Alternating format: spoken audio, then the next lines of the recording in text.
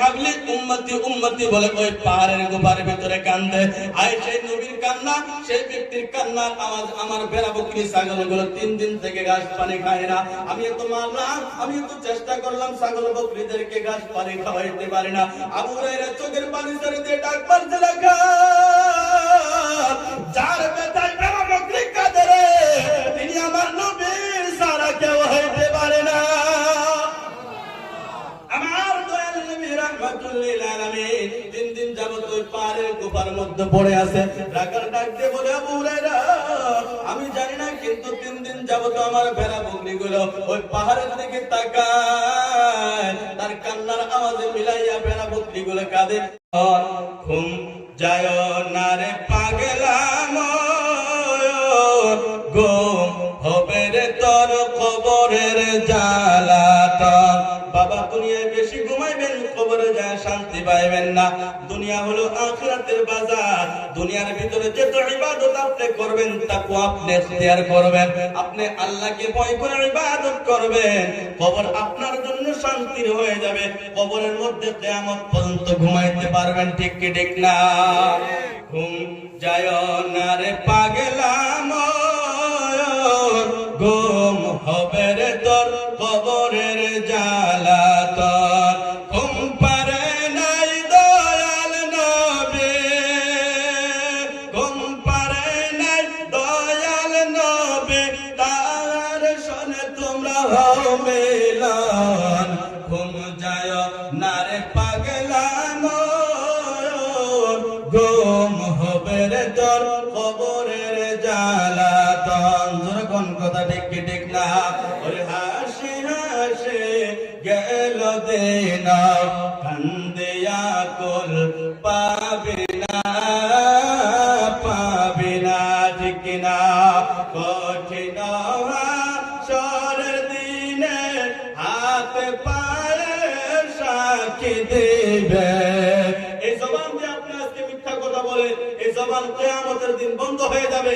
আল ইয়াউমা নাখতিমু আলা আফওয়াহিহিম, জবানের ভিতরে আল্লাহ তাআলা লাগাইয়া দিবে, আপনার হাতে কথা বলবে, পায়ে কথা বলবে।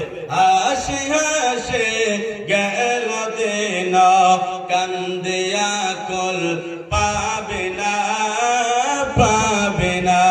কঠিন হাসরের দিনে হাতে পায়ে সাক্ষী দিবে। কি বলে সাব দেবা, সেই তো কর ভাবনা ভাবনা। ঠিক কিনা বন্ধুগণ আমার? এই হাতের দ্বারা কত মানুষকে তারপর দিয়েছেন, দুনিয়ার কেউ না জানলে আল্লাহ জানে কি জানে না? এই হাতের দ্বারাই কত জায়গায় চুরি করেছেন, দুনিয়ার কেউ না জানলে আল্লাহ জানে কি জানে না? এই জবানের দ্বারা কত মানুষকে গালি দিয়েছেন, এই দিলের দ্বারা কত মানুষকে ছোট জেনেছেন। আল্লাহ আপনাকে টাকা পয়সা দিয়েছে, গরিবকে আপনি ছোট করে দেখেছেন। আমার বন্ধুগণ এখনো সময় আছে, তওবার দরওয়াজা খোলা আছে রে। রাতের বেলা তওবা করো, রাতের বেলা তওবা করো, রাতের বেলা ঘুম থেকে উঠে ঠান্ডা পানি দিয়ে ওযু বানাইয়া রাতের বেলা মুসল্লার মধ্যে আল্লাহর দরবারে তওবা করো। রব্বুল আলামিন আমি গুনাহ করেছি, আমার বিবি জানে না, আমি গুনাহ করেছি, আমার সন্তান জানে না, আমি গুনাহ করেছি, আমার পরামর্শ জানে না, আমি গুনাহ করেছি, আমার পৃথিবীর কেউ জানে না। আল্লাহ তুমি আমার গুনাহ সম্পর্কে জানো। বলেন আল্লাহ জানে কি জানে না? আল্লাহ তুমি আমার গুনাহ সম্পর্কে জানো।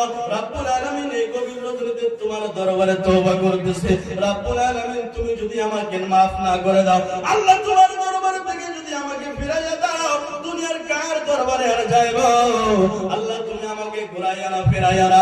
আল্লাহর নবী রাহমাতুল লিল আলামিন বলেন, কেউ যদি রাতের বেলা এইভাবে তওবা করে করে, তুবু ইলাল্লাহি তাওবাতুন তাওবাতান নাসুহা, তওবা করে করে চোখের পানি ফেলায়া ফেলায়া আল্লাহর দরবারে কান্দে, চোখের পানি গাল বয়ে জমিনে পড়ার আগে আল্লাহ তাআলা জীবনের গুনাহ খাতা maaf করে দেয়। জোরে বলেন সুবহানাল্লাহ।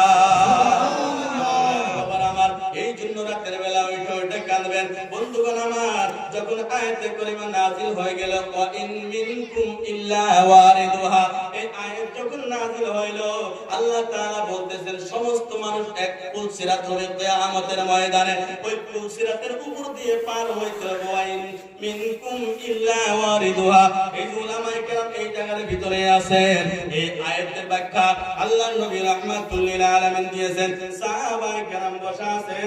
আল্লাহর নবী, এই ভাইরা বাবারা আমার, আপনারা কি জানেন কিয়ামতের ময়দানে সেই পুল সিরাত হবে, জাহান্নামের উপর দিয়ে একটা পুল হবে। ওই পুলটা হবে চুলের থেকে বেশি বারিক, তরোয়াল থেকে বেশি ধার হয়ে যাবে। ওই কিয়ামতের ময়দানে সমস্ত উম্মতদেরকে ওই রাস্তা দিয়ে পার হইতে হবে, সমস্ত মানুষকে পার হয়ে যাইতে হবে। কে যুবক, কে বুড়া, কে বৃদ্ধ, কে আলেম, কে মৌলানা, কে মুফতি, কে মুহাদ্দিস, সবাইকে সেই রাস্তা দিয়ে পার হয়ে যাইতে হবে। এই আয়াত যখন নাযিল হইলে আল্লাহর নবী রাহমাতুল লিল আলামিন উম্মতের চিন্তার মধ্যে পড়ে ব্যস্ত হয়ে গেলেন। আহারে আমার উম্মত গুনাহগার, আমার উম্মত গুনার বুঝানে ওই রাস্তা দিয়ে কেমনে পার হয়ে যাবে, ওই পুল সিরাত কেমনে পার হবে রে? আমার নবী চোখের পানি ছেড়ে দিয়ে সাহাবায়ে কেরামের সম্মুখে কান্না কাটা শুরু করে দিলেন। হাদিসের ভিতরে এসেছে নবী কাঁদতে কাঁদতে চোখের পানি দিয়ে জামা মুবারক ভিজাইয়ে দিয়েছে, দামন নবীর ভিজে গিয়েছে। আল্লাহর নবী কাঁদতে কাঁদতে ওই জায়গা থেকে উঠলেন, উল্টা দৌড়ায় চলে গেলেন, আর বাড়ি দিকে গেলেন না। চলতে চলতে মদিনার নিকটবর্তী একটা পাহাড় রয়েছে, পাহাড়ের জাবালের তালা, ওই জাবালের তালার একটা গুহার ভিতরে যাইয়া মাথা মুবারক সাজদার মধ্যে পালাইয়া নবী মাথা সাজদার মধ্যে রাইখা রাইখা রব্বি আগলি উম্মতি উম্মতি বলে কাঁদেন। বলেন সুবহানাল্লাহ। আমার ভাইরা বাবা আমার, আল্লাহর নবী যখন একদিন যায়, দুই দিন যায়, তিন দিন যায়, মদিনার মধ্যে দেখা যায় না। সাহাবায়ে কেরামরা পাগলের মতো হয়ে গেল, সাহাবায়ে কেরাম বিমুর্ষ হয়ে গেল। মদিনা যেমন করে অন্ধকার হয়ে গেছে, সাহাবায়ে কেরামরা ভাত খায় না,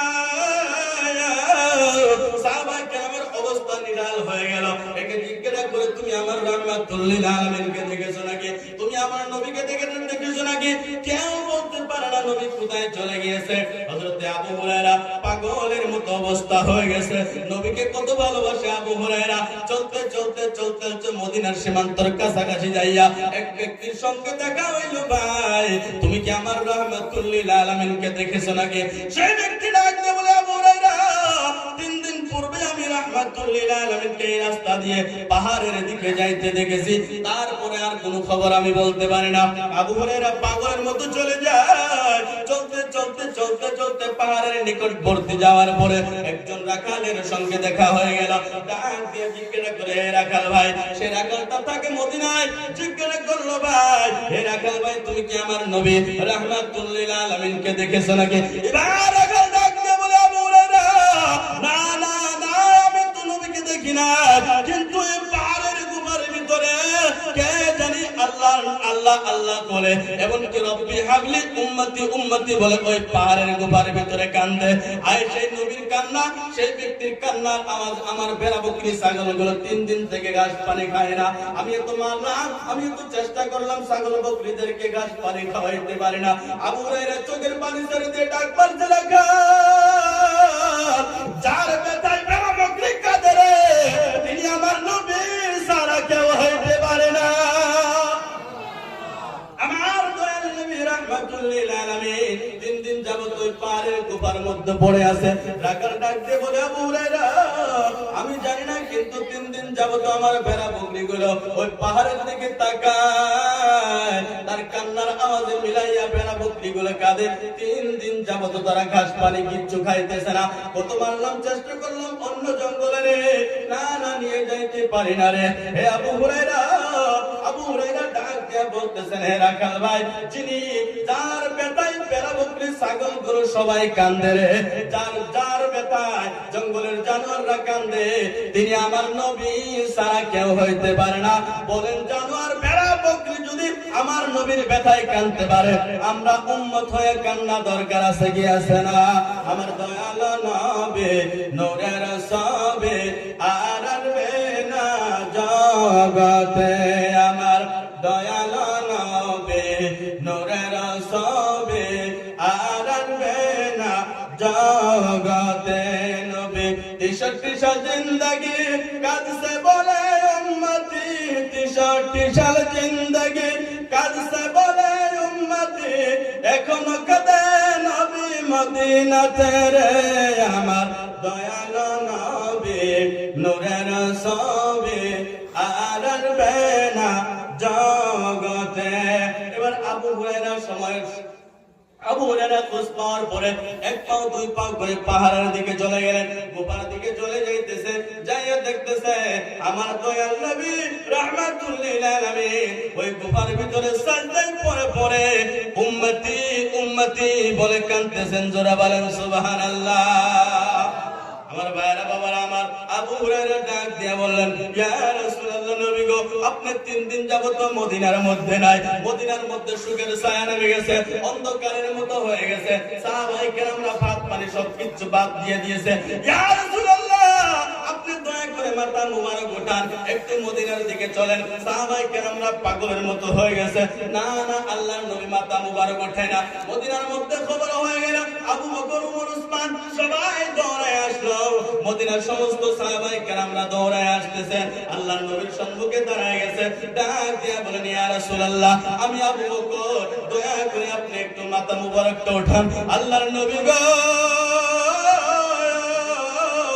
3 দিন যাবত আপনি মদিনায় নাই, মদিনাতে অন্ধকার হয়ে গেছে, সাহাবায়ে কেরামরা ভাত পানি ছেড়ে দিয়েছে, যে সাহাবায়ে কেরামরা আপনাকে না দেখলে সহ্য করতে পারে না। ইয়া রাসূলুল্লাহ আপনি মাথা মুবারক ওঠান, একটু মদিনার দিকে চলেন। না না নবী আমার মাথা মুবারক ওঠায় না। আলী না উসমান ডাক দিয়ে বলেন, ইয়া রাসূলুল্লাহ আমি উসমান, যাকে আপনি ভালোবাসেন মুহাব্বত করে, ইয়া রাসূলুল্লাহ আপনি একটু মদিনার দিকে চলেন। আল্লাহর নবী মাথা ওঠায় না।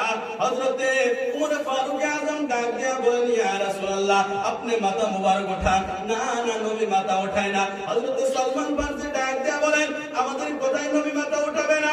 যাও হযরতে আলী ফাতেমা ইমাম হাসান হুসাইন তাদেরকে নবী বেশি ভালোবাসেন, তাদেরকে ডেকে নিয়ে আসলে তারা বললে মনে হয় নবী সাজদা থেকে মাথা উঠাবে।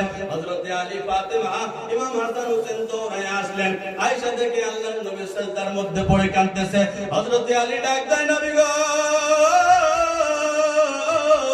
3 দিন যাবত আপনি মদিনায় নাই, আপনার সাহাবারা সহ্য করতে পারে না, খানা পিনা বাদ দিয়ে দিয়েছে, আপনার সাহাবারা মনে হয় মদিনা অন্ধকার হয়ে গেছে। ইয়া রাসূলুল্লাহ আপনি মদিনায় চলেন না। হযরতে আলীর কথায় মাথা ওঠায় না। ইমাম হাসান হুসাইন দুই ভাই দুই সাইডে দাঁড়ায়া কান্দে আর নবীকে ডাক দেয়, ইয়া রাসূলুল্লাহ নবী গো, আপনাকে না দেখলে আমাদের খিদা দূর হয় না। ইয়া রাসূলুল্লাহ 3 দিন যাবত যদি না খাই কান নবী, আপনার চেহারা একবার দেখলে আমাদের খিদা দূর হয়ে যাইতো।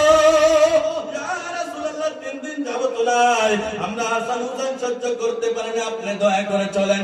না না, হাসান হুসাইনের কথা নবী মাথা ওঠায় না। মা ফাতেমা ডাক দিয়ে বললেন, ইয়া রাসূলুল্লাহ নবী গো, আমি ফাতেমা, আপনি যে মায়াকে বেশি ভালোবাসেন, বেশি মুহাব্বত করেন, আমি ফাতেমা ডাক দিয়েছি, ইয়া রাসূলুল্লাহ দয়া করে মাথা মুবারক উঠান, একটু মদিনায় চলেন। মদিনায় সুখের ছায়া নেমে পড়েছে, সাহাবায়ে কেরামরা পাগল হয়ে গেছে, মদিনা মনে হয় অন্ধকার হয়ে গেছে। আল্লাহর নবী তবু মাথা ওঠায় না। মা ফাতেমা ডাকতে ডাকতে যখন হয়রান পেরেশান হয়ে গেলেন, এবার ফাতেমা ডাক দিয়া বললেন, ইয়া রাসূলুল্লাহ নবী গো,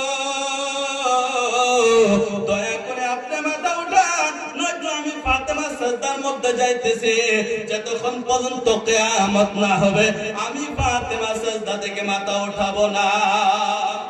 আল্লাহর নবী রাহমাতুল লিল আলামিন ডাক দিয়া বললেন, ফাতেমা আমি সাজদার মধ্যে গিয়েছিলাম আল্লাহর কাছে উম্মতের বকশিশ চাওয়ার জন্য। হে ফাতেমা, তুমি যদি আমার সঙ্গে জিদ না করতা, তুমি যদি আমার সঙ্গে জিদ না করতা, আমি ততক্ষণ পর্যন্ত সাজদার থেকে মাথা উঠাইতাম না, যতক্ষণ পর্যন্ত আল্লাহ তাআলা আমার সমস্ত উম্মতের গুনাহ খাতা মাফ না করত। জোরে বলেন সুবহানাল্লাহ। ওই নবীর জন্য কান্দা দরকার আছে কি আছে না? এই ভাইরা বাবারা বলেন আছে কি আছে না? আমার ভাই বন্ধু বাবারা আমার, কেমন করে উম্মতের কথা স্মরণ করে থাকছেন আপনি, আমার কথা মনে করে করে কেমন করে নবী আমার কাঁদছেন। এই মাদ্রাসার সঙ্গে কেমনে থাকবেন না, যে মাদ্রাসা আপনাকে নবীর প্রেম গুলো শিক্ষা দিবে, যে মাদ্রাসা আপনাকে নবীর ভালোবাসা শিক্ষা দিবে, যে মাদ্রাসা নবীর আদর্শ শিক্ষা দিবে, বলেন সেই মাদ্রাসার সঙ্গে থাকা দরকার আছে কি আছে না? আমার ভাইরা বাবারা আমার, নবী মেরাজের রজনীতে মেরাজে যাবেন, আল্লাহর নবী রাহমাতুল লিল আলামিনের জন্য আল্লাহ তাআলা আসমানকে সাজায়া দিলেন, জমিনকে সাজাইয়া দিলেন। ভাইরা বাবারা আমার, জিবরাইলের মারফতে 70 70,000-এর মতো ফেরেশতা নিয়ে আল্লাহর নবীর দরবারে হাজির হয়ে গেলেন। জান্নাতি বুরাক নিয়ে আসলেন। আল্লাহর নবী সফরে যাবেন। সফরে যাওয়ার সঙ্গে নবী আমার ঘোড়ার উপরে বুরাকের উপরে সওয়ার হইবেন। এই সময় নবী আমার বুরাকের উপরে সওয়ার না হইয়া নবী আমার কদম মুবারক থামাইয়া দিলেন। জিবরাইল আমিন ডাক দিয়া বললেন, ইয়া রাসূলুল্লাহ, আমার খেদমতের মধ্যে কোনো কমি হয়ে গেছে নাকি? না, আমার কোনো বেয়াদবি হয়ে গেছে। আল্লাহর নবী ডাক দিয়া বলে, জিবরাইল, না না না, তোমার খেদমতের ভিতরে কোনো কমে হয় না, কোনো বেয়াদবি হয় না। জিবরাইল রে, এইটা আমি মেরাজ যাব আল্লাহর সঙ্গে দিদার করার জন্য। এই সময় আমার গুনাহগার উম্মতের কথা স্মরণ হইতে আছে। বলেন সুবহানাল্লাহ, সুবহানাল্লাহ। আমার ভাইরা বাবারা আমার, আল্লাহর নবী বুরাকের উপরে সওয়ার হয় না। জিবরাইল আল্লাহর দরবারে আমার কাছ থেকে একটা দরখাস্ত আল্লাহর দরবারে তুলে ধরো, যতক্ষণ পর্যন্ত যে আল্লাহ রাব্বুল আলামিন আজকে আমার জন্য রহমতের দরওয়াজা খুলে দিয়েছে, যে আল্লাহ রাব্বুল আলামিন আজকে আমার জন্য রহমতের দরওয়াজা খুলে দিয়েছে, আসমান জমিনকে সাজায় দিয়েছে, জান্নাতকে সাজায় দিয়েছে, 70,000 ফেরেশতারা আসমান পর্যন্ত আমার জন্য ইস্তেকবারের জন্য দাঁড়িয়ে রয়েছে। হে জিবরাইল, এই সময় আমার গুনাহগার উম্মতের কথা আমার স্মরণ হইতে আছে। কিয়ামতের ময়দানে একটা পুলসিরাত হবে, ওই পুলসিরাতের উপর দিয়ে আমার গুনাহগার উম্মতরা কেমনে পার হবে রে? জিবরাইল আল্লাহর দরবারে একটা কথা তুলে ধরো, যতক্ষণ পর্যন্ত আল্লাহ তাআলা আমার উম্মতের গুনার মাফির খবর আমাকে না দিবে, ততক্ষণ পর্যন্ত আমি নবী বুরাকে সওয়ার হব না। চিৎকার দিয়ে বলুন না সুবহানাল্লাহ, সুবহানাল্লাহ। আল্লাহর নবীর রাহমাতুল লিল আলামিনের তরফ থেকে একটা কথা জিবরাইল আল্লাহর দরবারে বললেন, আল্লাহ যতক্ষণ পর্যন্ত নবীর উম্মতকে maaf না করবেন, নবী বুরাকের উপরে সওয়ার হইবে না, নবী আপনার দিদারে আসবে না। এবার আল্লাহ তাআলা ডাক দিয়ে বলেন, জিবরাইল যাও আমার নবীর কানের মধ্যে বলে দাও, আমার নবীর কানের মধ্যে বলে দাও, আপনি নবীকে যারা ভালোবাসবে, আপনি নবীর যারা নাম নেবে, আপনি নবীর যারা সুন্নাত মেনে চলবে, আপনার নবীর কথার উপরে যারা চলবে, আপনার নবীর আদেশ মেনে যারা চলবে, তারা কিয়ামতের ময়দানে পুলসিরাতের উপর দিয়ে এরকম পার হয়ে যাবে, আপনার উম্মতেরা নিজেরাও টের পাইবে না। জোরে বলেন সুবহানাল্লাহ। আমরা সেই নবীর ভালোবাসা চাই কি চাই না? আমরা এই চক্ষু দ্বারা কিয়ামতের ময়দানে, কবরে, হাজরে, পুলসিরাতে, মিজানে নবী দেখতে চাই কি চাই না? জোরে বলেন, দেখতে চাই কি চাই না? আমার ভাইরা বাবারা আমার, যে নবী আমাদের জন্য, আপনাদের জন্য এত কান্নাকাটা করে, আমরা সেই নবীর আদেশ মেনে এই জমিনে মসজিদে 5 ওয়াক্ত নামাজ কায়েম করতে চাই কি চাই না? কিয়ামতের ময়দানে সর্বপ্রথম যে কথার জিজ্ঞাসা করা হবে বান্দাদের কাছে, আউয়ালু মা ইউহাসিবু বিহিল আবদ ইয়াউমাল কিয়ামাতিস সালাহ, আও কামা ক্বালা নবী সাল্লাল্লাহু আলাইহি ওয়াসাল্লাম। কিয়ামতের ময়দানে সর্বপ্রথম বান্দাদেরকে যে জিজ্ঞাসাটা করা হবে সেটা হবে নামাজ। বান্দা নামাজ কায়েম করছো কি করছো না? যদি জিজ্ঞাসা করে, এই বাবুকাটির বাবারা নামাজ পড়ছো কি পড়ছো না, উত্তর কি হবে? কারা কারা আল্লাহর কাছে বলতে পারবেন যে আমরা পড়ছি? একটু হাত তুলে দেখান। যাই যাই বলতে পারবেন যারা পড়েন। আল্লাহ দেখেন, আমি সবার জন্য দোয়া করি, মুসাফির হিসাবে ওলামায়ে কেরাম এই জায়গায় আছে, আল্লাহ তাআলা আমাদেরকে যেন নামাজি না বানায়, পাক্কা ইমানদার, সচ্চা ইমানদার না হয়ে নবীর আশিক না বানায়, আমাদের যাতে কাউকে কবরে নেয় না। সকলে বলে আমিন। একটু দরুদ শরীফ পড়েন।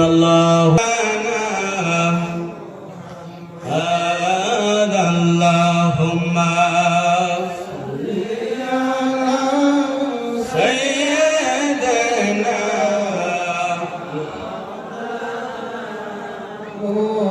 মুহাম্মাদ ওয়া আলা সাইয়্যিদিনা মাওলানা। ওই আমার দয়াল নবী শুইয়া আসরে মন মদিনা শরীফে, নবী গো একবার দেখা দিবানে আমারে, নবীজি একবার দেখা দিবানে আমারে। নবী দেখতে চাই কি চাই না? সবাই বলে চাই কিনা? ওই আমার দয়াল নবী শুইয়া আসরে মন মদিনা শরীফে নবী গো